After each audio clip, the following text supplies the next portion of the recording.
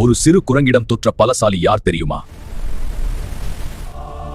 இந்தியாவின் ராமேஸ்வரம் அருகே இலங்கையை நோக்கி விரிந்த கடல் மீது ராமர் கட்டிய பாலம் அமைதியாக காட்சியளித்தது.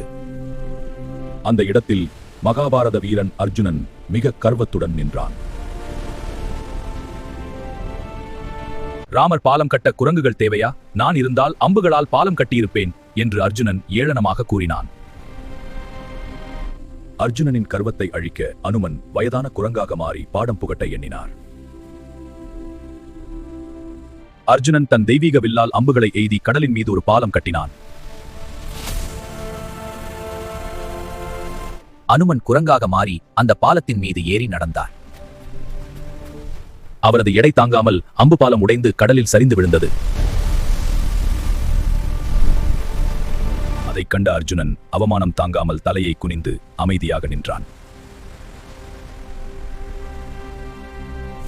அப்போது பகவான் கிருஷ்ணர் அர்ஜுனன் முன் தெய்வீக ஒளியில் தோன்றினார். கர்வம் வீரனை வீழ்த்தும், பணிவு ஒன்றுதான் உயர்த்தும் என்பதை அவனுக்கு உணர்த்தினார். அகந்தையில்லா அர்ஜுனன் மீண்டும் பாலம் கட்டினான், இந்த முறை மனதில் பணிவுடன். அனுமன் மகா விஸ்வரூபம் எடுத்து நடந்தார், ஆனாலும் பாலம் உடையவில்லை.